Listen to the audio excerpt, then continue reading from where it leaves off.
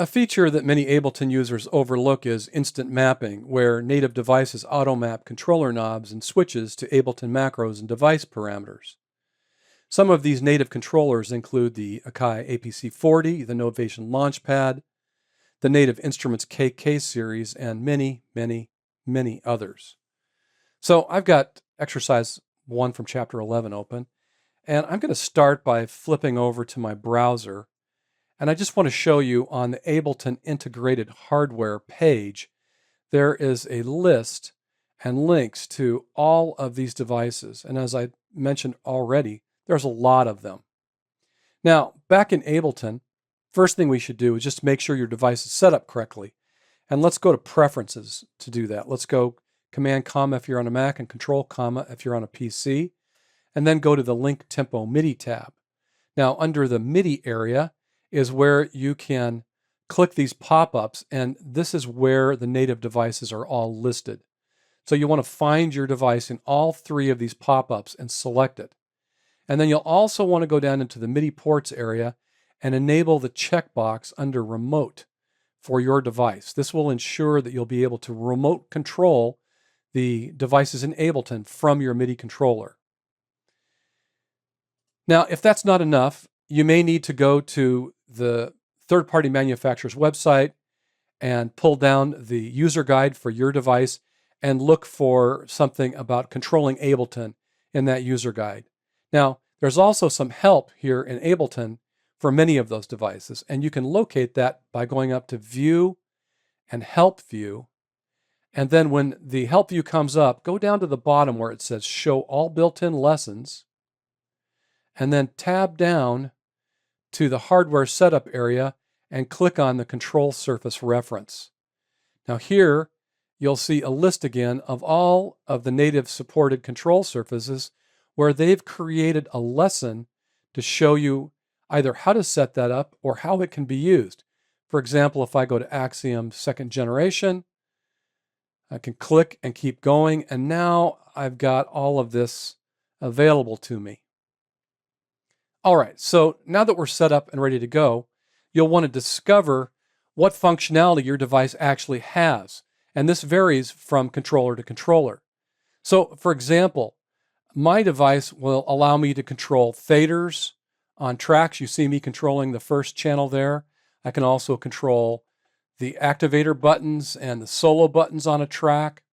Let me tab over to Arrangement View, and I'll show you here that I can control playback with the transport.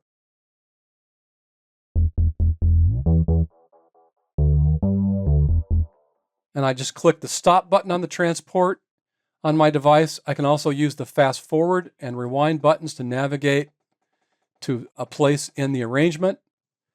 Let's go back over to Session View. I'll hit my Tab key and let's hit the Stop All Clips. Here, if I want, I can move around the selection that I'm working with. So you can see this red box here, and this is showing me the 8 tracks that I have because I have 8 faders and 8 knobs and all of that.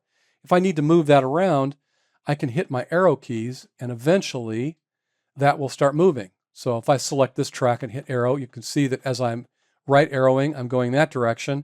And now if I hit my left arrow key, it'll gradually get me back over.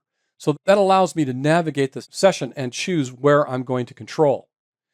Next, let's select the signed bass track header so that we see the devices down here. Now I'll point out on the rack here, you see this little hand. And that hand shows me the device that is currently auto-mapped to the 8 knobs on my keyboard. So if I turn a knob here and I go to these macro, they automatically control the macro knobs. If I go to the next track, the buzz bass track, and look down here in device view, the hand is now on the first device on the track. And if I move a knob here, well, it's auto mapping to that and now to this. If I select the EQ, so the hand is there, it's auto mapping to that. If I go over, say, to the overdrive and click that, well, now it's auto mapping to that. If I go to the next track and select wavetable, well, it's auto mapping to that and to this. So I'm not mapping anything here. It's all auto mapping. But In live performance, you may want to lock one device to your MIDI controller so that you're assured that that's what you're controlling. And we can do that. Let's go back to the sine bass track, for example, and I'll go to the rack that's on this track and right click, and I'll choose lock to control surface. So now if I turn the first knob, yep, I'm controlling that macro. But if I go over to the buzz bass track and I select the operator there and I turn a knob, well, now it's not moving the frequency. Now I can always go back to sine bass, right click on that and click again where it says lock to control surface.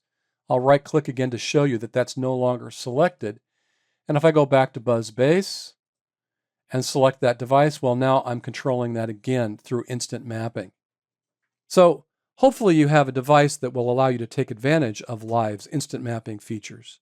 If not, it's definitely something to consider when making a future purchase.